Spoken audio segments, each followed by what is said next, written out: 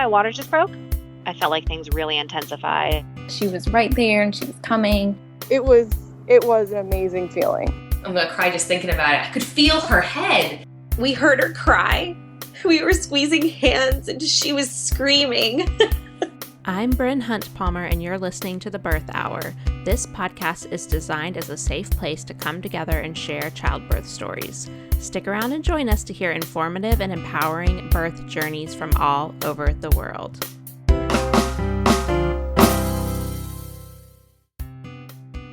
Today's episode is sponsored by Zenith Health. Navigating pregnancy can be overwhelming, especially when it feels like everyone has an opinion, not to mention the late night Googling and social media rabbit holes we've all found ourselves in.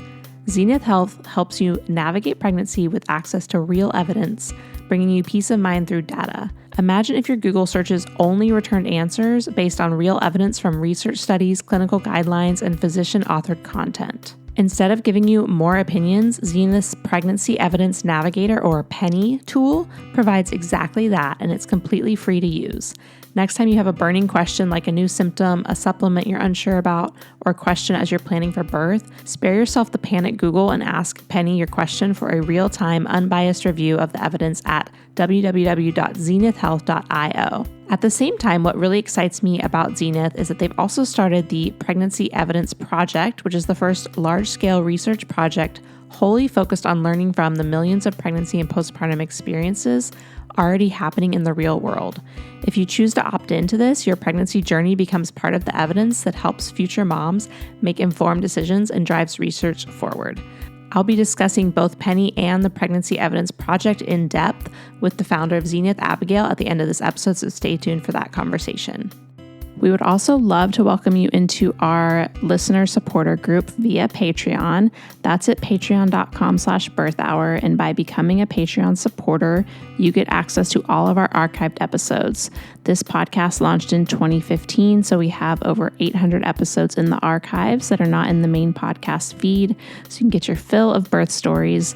And you'll also get access to our private Facebook group for Patreon members, which is a great place to honestly just to search the past posts to get answers to questions, but then of course to ask new questions, find community. It's a really, really great supportive group of people. So I highly recommend joining that. We would love to have you there. We also do monthly Zoom calls with our Patreon supporters, and you get an opportunity to enter your birth story via a different submission form than everyone else uses, and we choose 2 Patreon members each month to share their birth stories. So that is again at patreon.com/birthhour. And of course, I have to mention our Know Your Options online childbirth course, which started just a couple years after the Birth Hour started, and it's really grown into an amazing community. You get lifetime access with that. So we have members returning for subsequent births and things like that. For the content of that course, I partnered with my friend Stephanie, who is a childbirth educator. She's also a birth and postpartum doula, a lactation consultant, and now a sleep consultant as well. So she has so much knowledge, and she really believes in evidence-based teaching. And that's been the whole goal of that course. So I'm grateful to everyone in that community. I know I'm not as active on social media with my personal life now that my babies are a little bit older, but if you want to get to know me more, I'm in those communities all the time. I'm on the Zoom calls every month, and I just love having that personal connection with the Birth Hour community. Today's birth story guest is Chanarah, and she's going to share her experience with a very long prodromal labor phase and then a pretty long early labor as well, but a very fast pushing phase. She did have an epidural, but she described it as being a barely there feeling. All right, let's hear from Chanarah. Hi, Chanarah. Welcome to the Birth Hour. Thank you so much for coming on the podcast. Thank you so much for having me, Bryn. Yes, of course. Before we get to your story, can you tell listeners a little bit about you and your family? Yes, so my name is Chanarah, and I'm a music artist and social media specialist in Seattle. But over the last couple of years, I've taken a break from the music side of things so I could focus on pregnancy and starting a family. And now I'm kind of slowly getting back into things as I navigate motherhood. My husband and I, we're both from Seattle. We met here about a decade ago doing music together. And so now we are parents, and it's been so fun being a part of this journey. Awesome. Well, let's start at the beginning of the journey, wherever you feel comfortable starting as far as getting pregnant, finding out you're pregnant. Yeah, sure. So I have had suspected endometriosis for I would say probably since I was a teenager. I'm 31 now. I say suspected because I haven't had the actual procedure to look for endometriosis, but all of my symptoms fall in line, and I have been on continuous birth control to not have a period because I would have the world's worst period cramps. To put things into perspective, I would probably rather do labor again than deal with my period cramps. Wow. Sorry. That's awful. Yeah. That's how bad it was. So I got off birth control about 2 years ago in 2023 so that my husband and I could start trying after we got married. And I was unsuccessful the first few months, which was kind of suspected just with the hormones and everything. I know some people can get pregnant right after stopping birth control, but that wasn't my case at all. So we were kind of trying off and on for the last couple of years. And then last year we were like, okay, let's actually really try to do this. So I had the Flow app, tracking ovulation, doing all of that stuff. And I actually experienced 2 miscarriages before conceiving my current baby. And that was really heartbreaking. I definitely got into a space where I felt like, is my body broken? Is something wrong with me? Trying to rationalize, maybe I'm not meant to be a mom. And so I worked with my doctor to see, if there was something going on with me. And eventually I just decided, you know what, I'm going to take a break. So after I had a miscarriage last June, I said, all right, we're going to take a pause, not going to focus on trying to get pregnant. And then that's when I got pregnant. Oh my gosh. Yeah, it's almost like, I don't know, maybe it was stress. I don't know. But that was really, really shocking. And so once I saw those 2 lines, I was like, wait, I definitely didn't plan for this. I thought we put that to the side. So, of course, we were met with joy. But then immediately I started to have a little bit of fear because of the 2 miscarriages. And I feel like I carried that fear throughout my pregnancy because, it was traumatizing experiencing that. So every day I just wondered, like, am I going to see blood? And, next doctor's appointment, am I going to receive bad news? So although I was really happy and excited, I still had that fear in the back of my mind.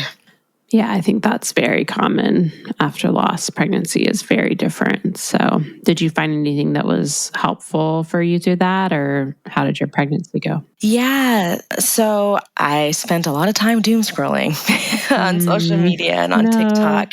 Yeah, but I found this doctor named CJ on TikTok, and basically she explains week by week symptoms that you're going to have. And so kind of having something to look forward to, even though like the first trimester wasn't that great, it was nice to have that to distract my mind from some of the negative thoughts.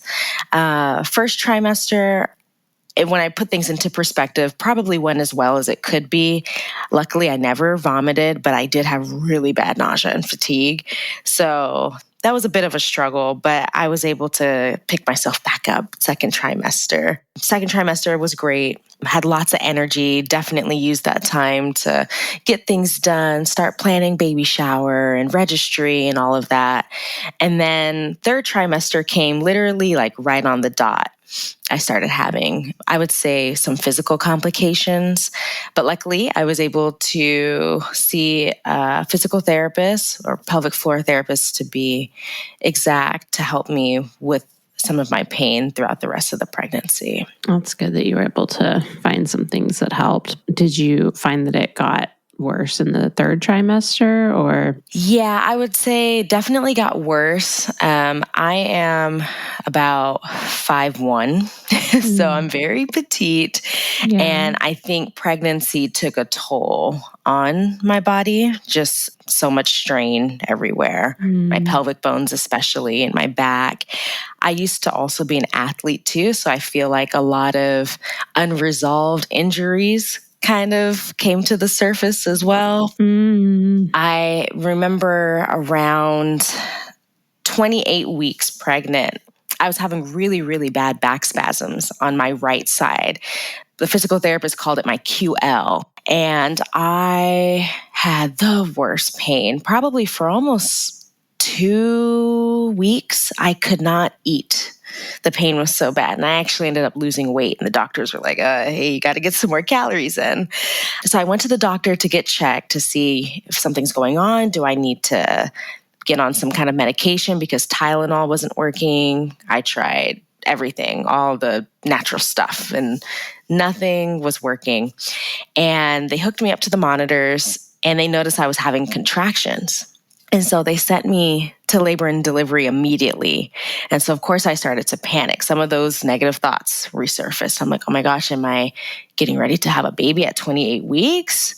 If I do, is my baby going to be okay? I know there's miracle stories, of babies being in the NICU that early, but I'm like, this is not where I want to be right now. Right. And so we get to labor and delivery, and I will say it was definitely great practice getting to know that place because they sent me right back home. They monitored me for a couple of hours, and the contractions subsided, and they definitely were like, oh, you're probably just dehydrated. And I'm like, oh, well, but what about my back pain? Right. And that's something that I learned throughout my pregnancy is that when you have any issues while you're pregnant, it doesn't matter where you go. The moment they know that you're pregnant, they send you to labor and delivery because they're too afraid to touch it. And so I had like another week of back pain, and I started getting frustrated. I'm like, okay, I understand. Yes, I'm pregnant, but my mental health is declining. I need some kind of relief. And so my doctor prescribed me a muscle relaxer, which I ended up never taking because I ended up seeing my pelvic floor therapist, and she was able to kind of work my back out. And so I was happy I didn't have to get on the meds, but I definitely was ready to do so because being pregnant, you want to be careful what you take. And so I definitely was nervous. I was, of course, on Google reading everything, side effects, with this medication. Mm-hmm. And so I would say from that point on, that was kind of the beginning of getting real familiar with labor and delivery. Yeah. At 33 weeks, I started having contractions again. And I'm like, okay, well, I am not quite full term yet, but I definitely am getting quite close. Baby could come. So went to labor and delivery, and same deal. I'm having contractions, but there's nothing really happening. And again, they're like, oh, you're probably dehydrated. We're going to give you some fluids and send you home. They had a hard time trying to get the IV. My veins can be very stubborn. So I was frustrated. It's like 2:00 in the morning. And I just said, hey, how many ounces of fluid are you trying to give me? And they said, oh, probably about 500 milliliters. And I said, can I just drink a Gatorade? That's like about a little over 500 ounces. And they're like, oh, I guess we could do that. So I chugged a Gatorade within 30 minutes and went on my way.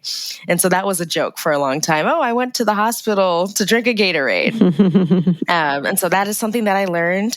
Everyone listening to this podcast, stay on top of your hydration. It was hard for me. I had a weird water aversion. I could not drink plain water. I had to always add like lemon or fruit or something to my water, or dilute like Gatorade or juice. If you get dehydrated, you might get contractions. So don't be like me. Yeah, that did happen to me once too. I was just on a long road trip and didn't want to have to pee every 2 seconds. So I didn't drink a lot of water, and contractions started. Yep. And so then around 37 weeks, I had something called prodromal labor, also known as early labor or false labor. I indeed was having contractions, though, because my baby was sunny side up. That is not the best position to be in for birth, I learned. And so my contractions were causing my body to try and move baby into a more favorable position to give birth. And unfortunately, my body did not do that. So for about 2.5 weeks, I was having consistent contractions off and on every single day. I was like, there's no way. I got to a point where my body was becoming so exhausted. I asked my doctor, I said, can I just get an induction? Get this baby out of me. I don't know if I can do this. Yeah. And so For a couple of weeks, I would go in for my appointments, but then my doctor would check my cervix to see if there's any dilation. And unfortunately, I wasn't dilating. Therefore, I was not the perfect candidate to even get an induction because I told my doctor I did not want a C-section. I mean, of course, if, something happened and baby had to get out and that was the way to go, I'm open to it. And so because of that, she wanted to make sure that I did not get a C-section. So she was not going to induce me since I did not have that proper dilation. So I basically just started doing all the tips and tricks, drinking the raspberry leaf tea, eating the dates, curb walking, all of the things. And my doctor was like, hey, Chanarah, I love that you're doing this. And if you feel like it's working, that's great, but you should really focus on rest. And it's almost like she knew that my baby was going to be sunny side up and that labor was going to be very interesting. And so she wanted to make sure that I had lots of rest. So I was like, okay, let me start resting. So about 3 days later, I began having really intense contractions. My husband took me out to the Four Seasons for a little birthday night getaway. And at first I didn't want to go because, when you're that far along pregnant, you don't want to do anything. Right. At least me. I'll speak for myself. Some people love it, but I would say a lot of people feel like you. Yeah.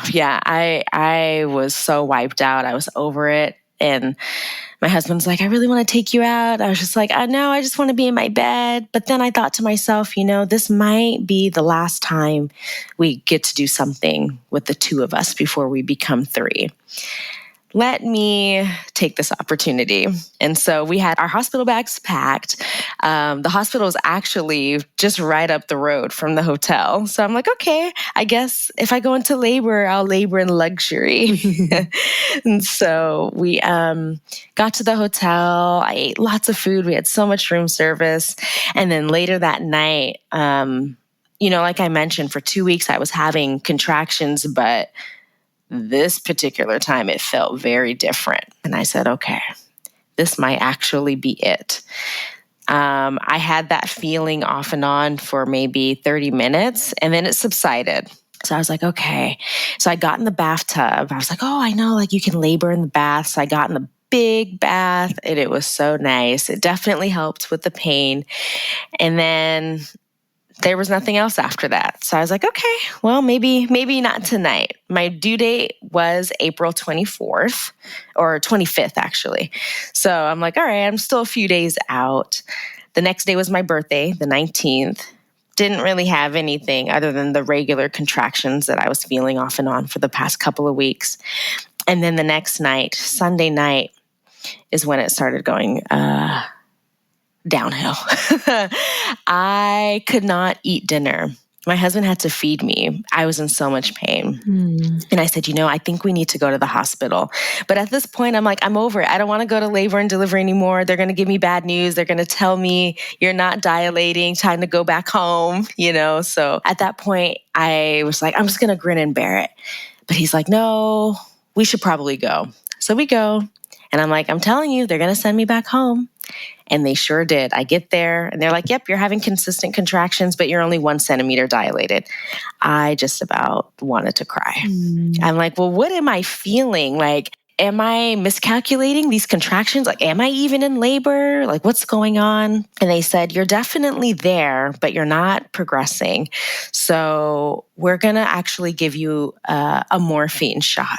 And that horrified me. I said, morphine? Oh my gosh, like, are there any risk to that, to baby? And they said, well, if you do end up going into labor while the morphine is inside of you, we will have to give baby Narcan. And I was like, oh, I don't know that I'm all that interested in that. So I thought about it for 10 more minutes and I said, well, I need some relief. And if they're suspecting that I'm going to be going into labor soon and I'm going to need that rest, okay, I'm willing to, I guess, take the risk. And so they gave me the shot. It was really painful, but I definitely had the best nap of my life. I went back home after that. I slept for maybe about 2 or 3 hours. This was around I got discharged around 2:00 in the morning on the 21st. So I went back home, napped, I woke up, and it was go time. I remember like clawing at my husband. I was like yanking his hair. I was like, it's time. I kept saying pressure every time those contractions were coming. And he was scared because this was around 7:00 in the morning on a Monday. We have to take the freeway to get to the hospital. So he's like, we're going to be in traffic. And I'm like, not if we get in the carpool lane. And for some reason, we had a straight shot to the hospital. Like, I don't remember sitting in traffic at all. Nice. Yeah. And so I was like, wow, the universe is in our favor right now. Mm-hmm. So we get to the hospital and the same staff was there. So I was like, oh, hey, everybody. Yeah, I'm back. Are you going to tell me bad news again? So go into triage and they check my cervix again. I was 6 centimeters dilated, Bryn. Wow. I literally cried. I said, finally. And I knew that it was time at that point because, like I said, I have listened to this platform for a long time. So I've heard all the stories. So I kind of had an idea of when it's go time, transition and all of that stuff. And so they're like, okay, we're going to admit you. Do you want epidural? I said, I want everything. Whatever you have, give it to me. Before, I had a plan to not have anything because of my period cramps. But at this point, I was like, I'm exhausted. Why put myself through that if I don't have to? And that was for me personally. So we get back there to the room, they ask all the questions. And honestly, at this point, it's kind of a blur. I actually had to look back at my notes to kind of remember what happened. And so I have notes here to kind of remember everything that went down. So at 8 a.m. is when I got admitted, and I had to wait about 2.5 hours to get my epidural. They do all the IV checks and all blood pressure stuff and all the things, and whatever blood tests or check that they had to do, it was taking forever for it to come back. And my nurse was actually getting very frustrated. I had an amazing nurse. Shout out to my nurse. She actually went downstairs herself to the lab to be like, what's going on? Wow, nice. My patient needs the epidural right now.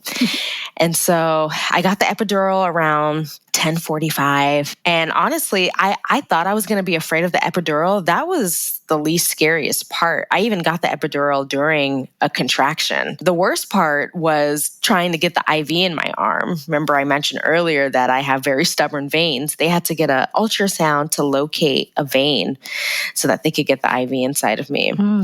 And so I do also remember around that time, I started feeling very nauseous. And I was like, I think I'm in transition. And I said to my nurse, I said, hey, can I get some Zofran? I'm feeling really nauseous. And so she gives me one of those vomit bags. And I was like, no. I don't want to throw up. I don't like throwing up. Get me the Zofran in my IV right now. And so she's like, oh yeah, okay.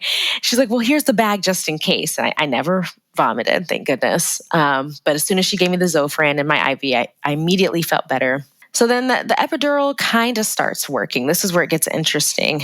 After some time, she asked me, how are you feeling? How's your pain? I said, I'm still feeling everything, but like the whole right side of my body is completely numb. And she's like, oh, that's not good. And I was like, why is that not good? Oh my God, like, did they do it wrong? And she's like, I'm just going to roll you over on your side so that the medication can start flowing through your body. I was like, okay. So we did that for about 20, 30 minutes, and I felt a little bit better.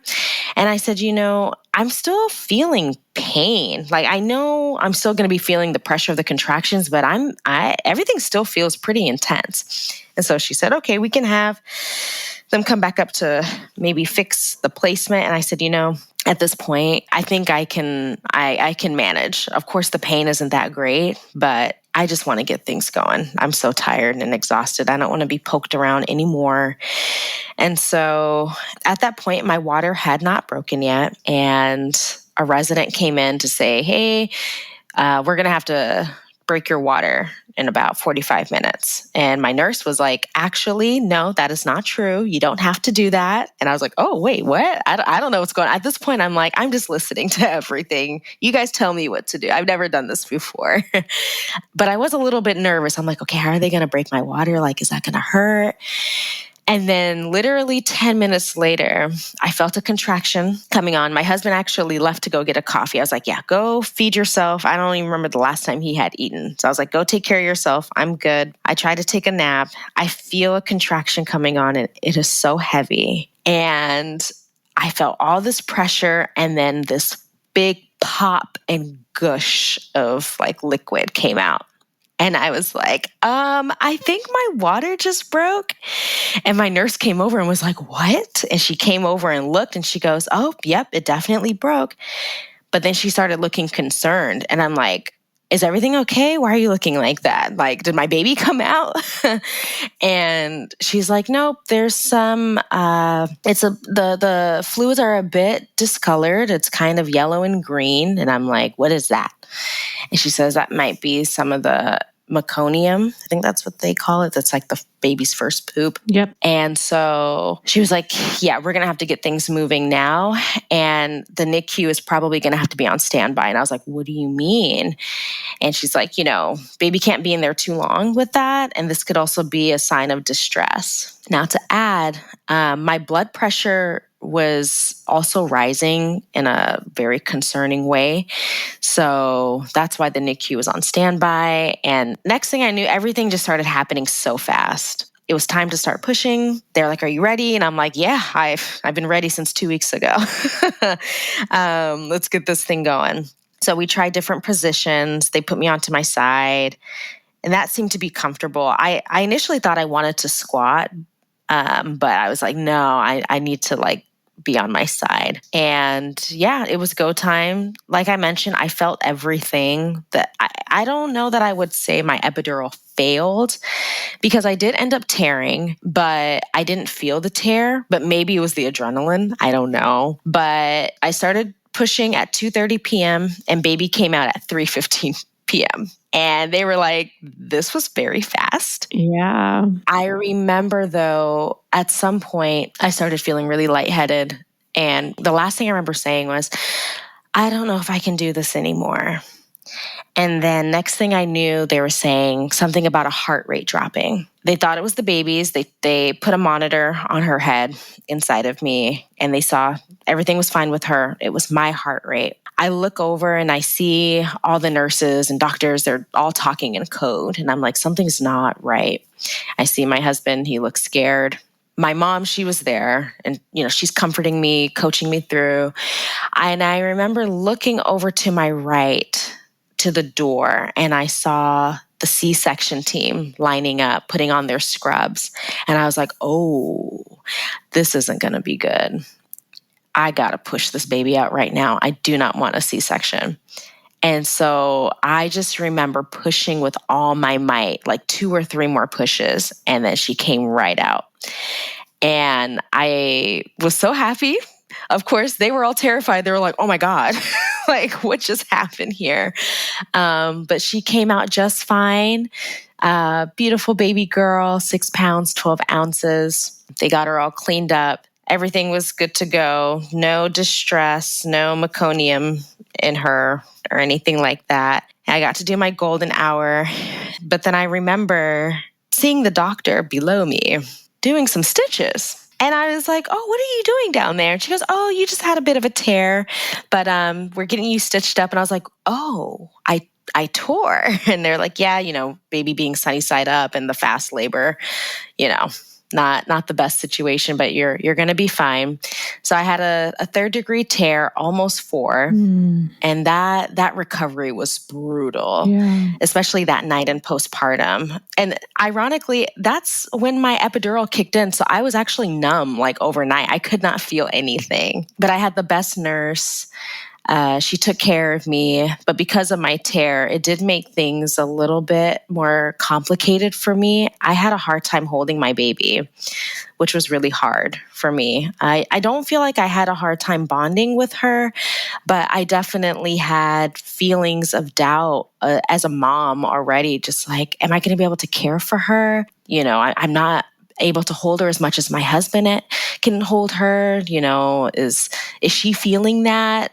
Am I abandoning her? Just all of these anxious thoughts started coming through because that night and the days following, I had to focus on my tear. I had to make sure that I'm urinating enough and, changing the pads and all of the extra care that goes into taking care of a tear. And so, yeah, that was my birth. We went home the very next day. I definitely thought I was going to stay at least 2 nights because of the tear, but they said I was good to go. My blood pressure was a bit of a concern, but the next day by like the afternoon, everything leveled out and I was good to go. And so then we went on our way. Wow. Okay. So I know that there's probably more to that recovery at home, especially with that tear. So yeah, let's talk about longer term postpartum. Okay. Yeah. So I got home that night, and at the time we were actually living with my mom and her husband and my younger brother. So we did have some support there at home, which was nice. I forgot to actually share earlier. We were living in Virginia last year for my husband's job, and then we came back here so that I could have baby here, because this was here in Seattle where I had my care team for so long. And so this is where I wanted to give birth. And so got home to my mom's, and thinking back to those early newborn days, it was really rough the first few nights. I could not sit down properly. I had to lean on my side. It was really hard trying to figure out how to be comfortable, and then having to take ibuprofen and Tylenol around the clock. So something that actually did work for me is I would do a sitz bath every single morning. And I feel like I was only able to do this because of my husband. He was really, really, really supportive. I know sometimes postpartum can cause a rift in relationships because it's a change for both, people.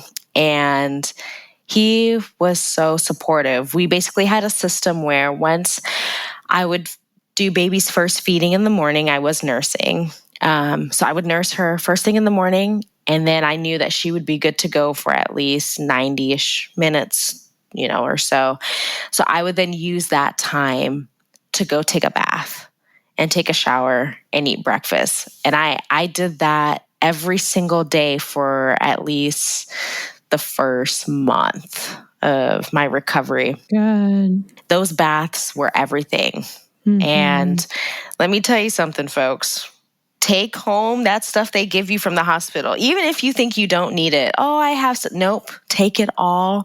They have extra. Take the extra.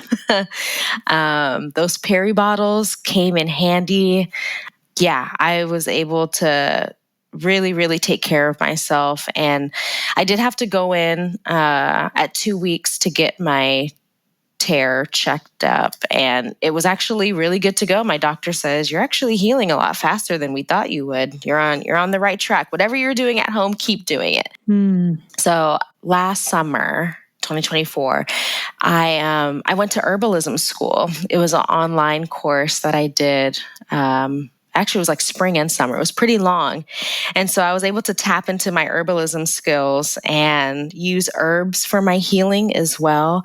So I would actually soak in the bath with dried calendula and chamomile. And that was really, really calming and soothing. And so now some of the moms around me that have given birth and have had tears, I've been able to gift them some of my herbal packs for them and help them with that. And so I'm like, maybe I should go into postpartum healing or, something like that. Yeah. And so in terms of those first 6 to 8 weeks of recovery for postpartum, I would say it was challenging because I had the tear. But overall, I felt really supported. I had a really good support system. My baby, though, did have some purple crying, which was related to gas. So that made things challenging sometimes. I definitely got the sundown scaries. As soon as 7 o'clock started rolling around and that sun started going down, I was like, oh boy, okay, we are in for a ride. And so sleep was very interesting. We would just kind of take turns napping, I guess, because who's sleeping for 8 hours anymore? Yeah. So yeah, I would go down for the night first for a couple of hours, and husband would have baby, and then we would switch, and then we would just kind of be each other's support system at that point too. It's kind of hard to do shifts in a way too, because I found that for me, or really for the both of us, if baby was crying really bad, and if one of us was, doing our sleep shift, we would still wake up and help the other person. Sure, this is supposed to be my time to sleep, but I'm not going to leave my partner down in the dumps. Right. Yeah. And it's hard to hear that. Yeah. So that was hard, but we got through it. My motto that I had even during pregnancy and that I share with everyone, don't take it day by day, take it moment by moment. That helps things feel a little bit more manageable. The moment will pass. Yes, sometimes it's going to feel extremely impossible and scary and terrifying. You might even have feelings of oh my God, did I make a mistake? What is this? It's all normal. You're going to be fine. I'm 6 months postpartum now, and I look back and it's all a blur. Yeah. So when they say it gets better, in the moment, you don't want to hear that. I used to hear that all the time. Oh, it gets better. I'm like, what do you mean it gets better? I'm in it now. But trust me, it gets better and you're going to be okay. Yeah. Wise words for sure. Oh, I'm so glad we got to hear your story. Any resources you want to add? Oh my gosh, yes. I would love to share all of my resources. So like I mentioned, I am in the general Seattle area. So if you are looking for any type of pregnancy, postpartum support in terms of acupuncture, I always recommend Dr. Monet. She is in Issaquah. And you can find her on Instagram and she has a website, rootedflowwellness.com. And I'm sure, Bryn, you'll share maybe all of this stuff. Yeah, it'll all be on the show notes. Okay, yes. So yeah, Rooted Flow Wellness. You can even just Google that, Dr. Monet.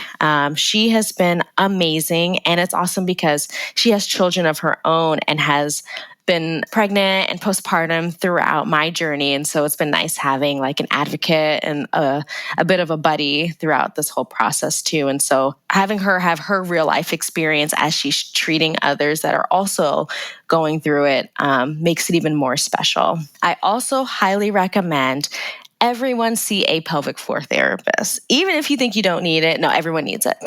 Yeah. My pelvic floor therapist was able to not only help me with some of the general aches and pains with pregnancy, but she also helped me learn how to push for baby.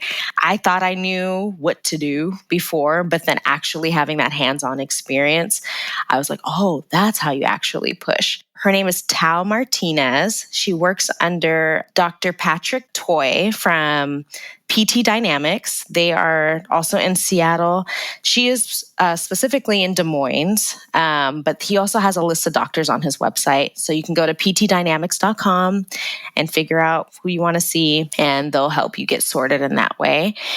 And then lastly, I would love to recommend Pattern Bodyworks and Pilates Studio. There's a woman named Sarah. She's in North Seattle. I have been seeing her for fascia release body work, my postpartum. Like I mentioned, I had a really bad tear and just other physical issues. And she's been able to really help heal my body throughout this process. I've been seeing her bi-weekly since about 2 months postpartum, and she has been so healing. She also incorporates Pilates into her body work sessions as long as your body can handle it. She's never going to throw you into, something that your body can't handle. She puts your healing and recovery first. So yeah, those are my resources for physical health for for pregnancy and postpartum. And I would also like to shout out the Justice Unity Support Trust, or the Just Birth Network at Swedish Hospital. Swedish is where I delivered my baby. They have a doula program, especially for mothers of color that are birthing. As you know, especially for Black women, the disparities in the healthcare system have been a bit of an issue for a very long time. Yeah, yes. And so they have a network there where you can have a doula if you need one. Oh, that's so amazing. I ended up not having one, but knowing that I had that resource available to me made my experience at Swedish Hospital as a Black woman really, really memorable and really good. Even the times that I went to L&D, they were there on the spot. They would let me know, hey, we're here if you need us. You let us know what you need, and we got you. Oh, that's the best. And then even when it was go time, they also came and reminded me. They said, hey, I know you don't have a doula, but if you need one, we can be your advocate. And I feel like just their presence alone helped hold everyone accountable if someone there were to not have my best interests. But I feel like everyone had my best interests there. And just having that extra eye of support made me feel really special. And I actually gave birth a week after Black Maternal Health Week. Oh. And so that was really cool because they actually gave me like this little basket. It had like a onesie and like all this like postpartum self-care and just other resources as well too. And so I actually... shouting them out, I just reminded myself I actually got to share my birth story with them as well too. And so, if you're in the Seattle area, especially if you are a woman of color and you are nervous about hospital birth, Swedish Hospital was really, really good to me. I too was afraid of a hospital birth and even explored birth center options as well. And they treated me really well. And if I were to have another baby, I would do it again at Swedish. Awesome. That's so good to hear. I feel like we don't hear it enough. So I love hearing that. Yeah. Awesome. Well, yeah, we'll link to all those things. And then where's the best place for people to connect with you? Yes. So you can find me on Instagram at Chanarah Official. You can spell my name Chanarah. You can also find me on YouTube. I mentioned earlier, I am a music artist and I'm getting back into the swing of things. So you can listen to my music on all streaming platforms. But on YouTube specifically to see my music videos, you can also find me at Chanarah Official. And I think that's it. All right, great. We'll put that on the show notes too. Thank you so much for sharing. Yeah, thank you so much, Bryn, for having me. I'm so glad to be a part of this platform. And there's definitely so much more that I want to share, but I definitely will use my Instagram to do some story times if people want to learn more about my journey and all of that good stuff. So thank you. Awesome. Yeah. Now I'm going to chat with Abigail about all the amazing things they have going on with Zenith Health. Hi, Abigail. Thanks so much for coming on the Birth Hour to talk with me about Zenith Health. Thanks so much, Bryn. So excited to be here. Before we get into that discussion, will you tell listeners just a little bit about you and your role with Zenith? Yes. So I'm Abigail Bertelson. I'm the founder and CEO of Zenith. We're a newer company. We just launched earlier in the spring of 2025 and super excited to share a little bit more. Awesome. And let's talk about just why you started Zenith and what it is. Yes, definitely. We actually started Zenith just on the basic premise that it's so wild in 2025 that we still don't have good answers about some of the most basic questions in pregnancy, things that I'm sure all of the listeners to the pod have gone through at some point. You know, is melatonin okay? What about Robitussin for my cough? You know, is it normal to gain this much weight by week 20? A really topical one that keeps coming up in the last few weeks with all of the discourse around SSRIs and antidepressants, right? Can I keep taking my SSRI while I'm trying to conceive and while I'm pregnant? And there's so much research and data missing, but we just looked at this and thought it doesn't have to actually be this way. You know, there's millions of pregnancies in the US every single year, all of which contain thousands of these little experiences around medicines and symptoms, supplements, quality of life, you know, all of these different aspects of pregnancy, but as an industry, we're not capturing or learning from this really effectively. A fun fact that is not that fun that I like to share is many people are surprised to learn that women weren't even required to be in clinical trials until 1993. Yeah. And pregnant women today are still excluded from trials pretty much altogether, which just means we have a ton of ground to make up on the research side in women's health generally, but particularly within pregnancy. And so what we've done is we've created 2 tools that moms can actually use in their pregnancy journeys for a little bit more peace of mind and to help empower other moms in the future with better data. So the first one is actually what we're calling the Pregnancy Evidence Project. It's a fully opt-in research study. It's fully observational, which means the cool thing is that you can actually contribute to research without changing anything about what you're doing or trying any experimental treatments, which is the beauty of learning from real-world experiences. And the second is what we're calling Penny, which is our personal pregnancy evidence navigator, hence the nickname for Penny. And you can ask Penny essentially any of your pregnancy questions wherever and whenever they come up to see the latest data and evidence. So Penny can help you cut through all of the noise of navigating across social media and Google searches and your friend's sister who just had a baby and did that thing and the baby was fine. So really trying to bring a bit more of the latest and greatest research papers and clinical guidelines and physician-authored content to be more accessible and readily available to moms. Very cool. So how have you seen people using Penny so far during pregnancy? Yeah, we've seen lots of women turning to Penny for the late night panic Google type of questions. You know, I'm trying to fall asleep. Can I take this melatonin? Things like my symptoms went away. Should I be super worried about that? Am I having postpartum anxiety or is this the normal baby blues? And a lot of moms have shared with us that it's super helpful to get these responses kind of in real time, assuage the immediate fear, and then actually share the link and share the response that they're finding with their trusted team, whether that's their partner or their spouse, a doula that they might be working with, a midwife or an OB, to actually inform a more detailed discussion about their concerns or questions, because it's often kind of a two-sided thing where you want that immediate reassurance, but that doesn't fully, answer your question, or you might want to continue talking to your provider about it. And so in that vein, we've actually also been working with a lot of doulas and other birth workers who have themselves found Penny to be a really helpful tool in pulling, lots of evidence and kind of research papers in response to questions from their clients, or helping share Penny with their clients when they first get started as that kind of additional line of defense for, the random times at which these questions often come up. Right. So it's kind of like asking like Chat GPT, but it's only pulling from evidence-based research, right? Exactly. So it's only pulling from kind of our library of studies that we think are good, clinical guidelines, things that the American College of Obstetricians and Gynecologists is recommending. So we want it to be really that trusted source to get stuff that is high quality. Yeah. And you mentioned postpartum. So is this something that supports people from like all aspects of trying to conceive, pregnancy, postpartum, or what's kind of the guideline there? Yes, Penny is best for women who are currently pregnant, but we can also pull evidence around postpartum experiences. So we actually see a lot of folks use this for questions around breastfeeding and lactation exposures, as well as postpartum mental health questions and things like that. And we also support evidence focused on fertility and trying to conceive. So a lot of moms have questions about what to do in preparing for this pregnancy journey, which Penny supports as well. And the Pregnancy Evidence Project, which is the research side of things, also supports postpartum. So you can join even if you've already had your baby and share a little bit more about your experience after the fact.